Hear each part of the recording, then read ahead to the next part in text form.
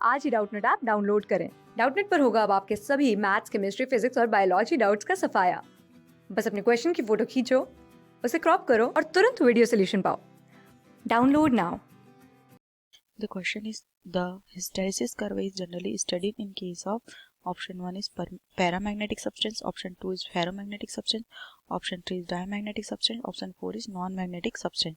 ठीक है, क्वेश्चन में हम लोग को क्या पूछ रहा है कि हिस्टेरेसिस कर्व किस केस में स्टडी किया जाता है। ठीक है, तो ये जो सब्सटेंस यहाँ पे गिवन है ये क्या है, ये मैग्नेटिक मटेरियल्स है। क्या है? Magnetic materials. इन मटेरियल्स का यूज हम लोग क्या करते हैं, इलेक्ट्रोमैग्नेट्स बनाने के लिए करते हैं। मैग्नेट्स बनाने के लिए। ठीक है, अब इनमें क्या होती है, मैग्नेटिक प्रॉपर्टीज होती है। ठीक है, तो सभी सब्सटेंसेस में क्या होती है, डिफरेंट डिफरेंट मैग्नेटिक प्रॉपर्टी रहती है। ठीक है, इलेक्ट्रोमैग्नेट बनाने के लिए इनमें इन सब्सटेंसेस में क्या रहते हैं, डोमेन्स रहते हैं। आई मीन अगर मान लो ये कोई सब्सटेंस है, ठीक है, तो इसमें डिफरेंट डिफरेंट टाइप्स के डोमेन्स रहते हैं। ठीक है, कोई रैंडमली अलाइन रहता है, ठीक है, कोई सीक्वेंस में अलाइन रहता है, किसी सब्सटेंस में कुछ रहता है तो किसी में सब्सटेंस में कुछ रहता है। ठीक है, तो जब हम लोग क्या करते हैं, मैग्नेटाइजेशन करते हैं। ठीक है, मतलब मैग्नेटाइजेशन कैसे करेंगे, जब हम लोग क्या करेंगे, इन मटेरियल्स को किसी एक्सटर्नल इलेक्ट्रिक फील्ड में रखेंगे। ठीक है, एक्सटर्नल इलेक्ट्रिक फील्ड में रखेंगे तो इनके डोमेन्स क्या होते हैं, अलाइन हो जाते हैं, तो ये क्या होते हैं, मैग्नेटाइजेशन होते हैं। और इसके अपोजिट क्या होता है, जब हम लोग एक्सटर्नल मैग्नेटिक फील्ड को हटा देते हैं तो क्या होता है, डीमैग्नेटाइजेशन होता है।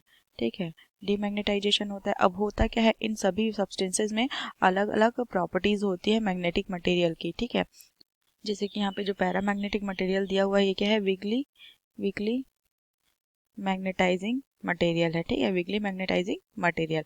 जबकि ये फेरोमैग्नेट है वो क्या है, स्ट्रांगली मैग्नेटाइजिंग मटेरियल है। ठीक है, मतलब ये क्या होता है, जब ये मैग्नेट एक्सटर्नल फील्ड में रखाता है, ठीक है, तो ये क्या होता है, मैग्नेटिक मटेरियल से स्ट्रांगली अट्रैक्ट होता है। ठीक है, तो इसलिए ये क्या है, स्ट्रांगली मैग्नेटाइजिंग मटेरियल है।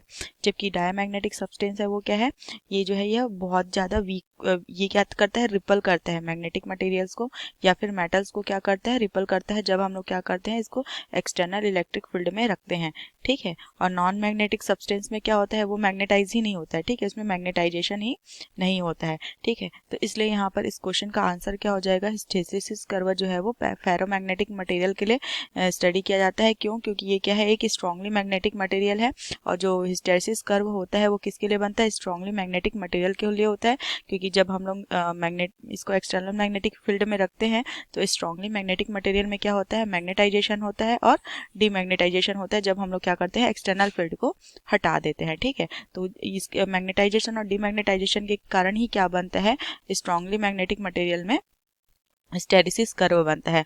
अब देखते हैं कि हिस्टेरेसिस कर्व कहते किसको हैं। ठीक है, क्या होता है कि जब हिस्टेरेसिस कर्व बनता है, जब हम क्या करते हैं, इस फेरोमैग्नेटिक मटेरियल को एक्सटर्नल फील्ड में रखते हैं, ठीक है, तो मैग्नेटाइजेशन का प्रोसेस होता है, तो क्या होता है, करंट जो है वो बढ़ता है। ठीक है, करंट जो है वो बढ़ता है। मान लो कि यहाँ ओ ए हो रहा है। ठीक है, ये क्या है, हमारा मैग्नेटिक इंटेंसिटी है और ये क्या है, हमारा मैग्नेटिक फील्ड है। ठीक है, यहाँ पर हम देख रहे हैं कि जब हम लोग एक्सटर्नल फील्ड में फेरोमैग्नेटिक मटेरियल को रखते हैं तो मैग्नेटाइजेशन के कारण क्या होता है, उसमें करंट जो है वो इंक्रीज होता है। ठीक है, करंट इंक्रीज होने के कारण मैग्नेटिक इंटेंसिटी और जो हमारी मैग्नेटिक फील्ड की वैल्यू है, ठीक है, वो दोनों क्या होती है, इंक्रीज होती है। पर एक पॉइंट पे जाके क्या होता है, करंट की वैल्यू जो है वो इंक्रीज होना बंद हो जाती है। तो उस समय में क्या होता है कि जो हमारा ये मैग्नेटिक इंटेंसिटी है इसकी वैल्यू क्या होती है, करंट की वैल्यू इंक्रीज होना बंद होने के कारण क्या होती है, डिक्रीज होने लगती है। ठीक है, तो एक पॉइंट यहाँ पर आता है जहाँ पर हमारा मैग्नेटिक फील्ड का सॉरी यहाँ पर जो ये हमारा जो इंटेंसिटी है एच का वैल्यू क्या हो जाता है, 0 हो जाता है। ठीक है, पर जो हमारा बी का वैल्यू है वो 0 नहीं रहता। ठीक है, तो इस पॉइंट को हम लोग क्या बोलते हैं, रिटेंटिविटी बोलते हैं, रिटेंटिविटी।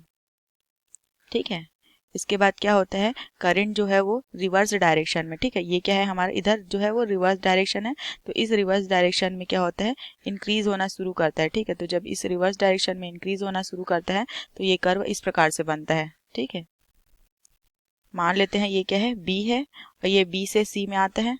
ठीक है, तो इस पॉइंट पे क्या होता है, जो हमारा इस पॉइंट में आता है, करंट जब रिवर्स डायरेक्शन में इंक्रीज होने लगता है तो यहाँ पे जो बी की वैल्यू है, ठीक है, वो क्या हो जाती है, यहाँ पे बी की वैल्यू 0 हो जाती है, 0 हो जाती है। पर यहाँ पर जो एच की वैल्यू है वो क्या थी, 0 नहीं होती है। ठीक है, तो इस पॉइंट को हम लोग क्या बोलते हैं, कोएर्सिविटी बोलते हैं, कोएर्सिविटी। ठीक है। इसके आगे फिर सी पॉइंट से लेकर के डी पॉइंट तक के फिर से रिवर्स डायरेक्शन में जो करंट है वो क्या होता है, रिवर्स डायरेक्शन में बढ़ना शुरू कर देता है। इस पॉइंट को हम लोग डी बोलते हैं। तो ये सी से डी के आने के बाद एक पॉइंट फिर आता है कि वो फिर से रिवर्स डायरेक्शन में जो करंट है वो बढ़ना बंद हो जाता है। फिर अगेन क्या होता है, वो फॉरवर्ड डायरेक्शन में फिर बढ़ने लगता है। तो इस प्रकार से क्या करता है, वो इस प्रकार से यहाँ पर आता है। पर यहाँ पर क्या होगा, ये जो है वो इस पाथ को रिपीट नहीं करेगा। मतलब जो है ओ ए से जब मैग्नेटाइजेशन कर रहे थे तो यहाँ पर वापस ओ ए में ना आकर के क्या करेगा, एक न्यू पाथ को फॉलो करेगा। ठीक है, मतलब यहाँ पर जो पाथ है वो यूनिक नहीं होता, न्यू पाथ को फॉलो करता है। ठीक है, ऐसा क्यों होता है, क्योंकि हम लोग क्या करते हैं, जब मैग्नेटाइजेशन कर रहे थे तो करंट इंक्रीज हो रहा था। जब हम लोगों ने एक्सटर्नल मैग्नेटिक फील्ड को हटा दिया तो क्या हो गया, एक्सटर्नल मैग्नेटिक फील्ड को हटा दिया मतलब क्या हो गया, जब हमारे यहाँ पर B इक्वल्स टू 0 हो गया, उसके बाद करंट जो है वो रिवर्स डायरेक्शन में एक पॉइंट तक बढ़ा, फिर वापस से आके ये फॉरवर्ड डायरेक्शन में होने लग गया। मतलब वो डीमैग्नेटाइजेशन जब करते हैं तो वो क्या होता है, जो मटेरियल है, सब्सटेंस है, वो ये जो फेरोमैग्नेटिक सब्सटेंस है पूरी तरह से डीमैग्नेटाइज नहीं होता है। मतलब जो हमारे यहाँ पे डोमेन्स रहते हैं, ठीक है, मटेरियल्स में जो डोमेन्स रहते हैं वो क्या रहते हैं, कुछ जब हम लोग इसको एक्सटर्नल मैग्नेटिक फील्ड में रखते हैं तो लीनियरली ओरिएंटेड हो जाते हैं। ठीक है, परंतु यहाँ पर इसको एक्सटर्नल मैग्नेटिक फील्ड से हटाने के बावजूद इनका जो ओरिएंटेशन है पूरा का पूरा जो खत्म नहीं होता। ठीक है, कुछ मात्रा में ये रैंडम ओरिएंटेड होता है पर कम्प्लीटली रैंडम ओरिएंटेड नहीं होता है। ठीक है, कंप्लीट रैंडम ओरिएंटेशन नहीं होता है। इस कारण से क्या होता है, ये कम्प्लीटली डीमैग्नेटाइज ना होने के कारण ये क्या होता है, ये न्यू पाथ को फॉलो करता है। ठीक है, इस प्रकार से क्या बनता है, हिस्टैरिसीस कर्व बनता है।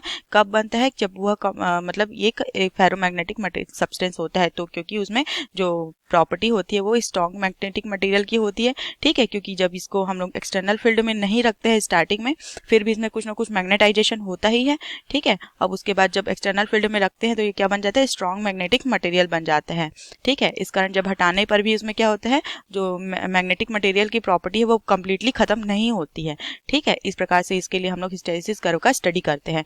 यही हमारे क्वेश्चन का आंसर है कि जो हिस्टैरिसीस कर्व किसके लिए जनरली स्टडी किया जाता है, फेरोमैग्नेटिक सब्सटेंस के लिए स्टडी किया जाता है, क्योंकि वो क्या है, स्ट्रॉन्ग मैग्नेटिक मटेरियल है। Thank you. क्लास 6 से 12 से लेके नीट, IIT, JEE मेंस और एडवांस के लेवल तक 10 मिलियन से ज़्यादा स्टूडेंट्स का भरोसा। आज ही डाउनलोड करें डाउटनेट ऐप या व्हाट्सएप कीजिए अपने डाउट्स 8400 400 400 पर।